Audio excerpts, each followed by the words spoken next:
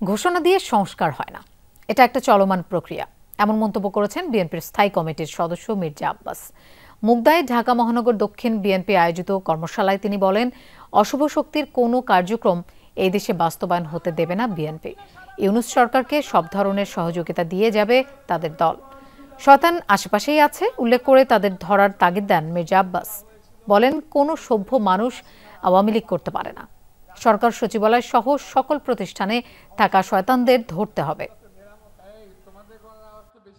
সংস্কার সংস্কার বলে একদল লোক পাগল হয়ে যাচ্ছে। সংস্কার একটা প্রক্রিয়া যেটা চলমান। আমরা আশা করতে পারি যদি কোনো কারো চক্রান্ত না থাকে তাহলে ইনশাল্লাহ ডিসেম্বরের মধ্যে নির্বাচন হবে এবং এই দেশের জনগণ তাদের পছন্দ অনুযায়ী দলকে, তাদের পছন্দ অনুযায়ী ব্যক্তিকে ভোট দিতে পারবেন।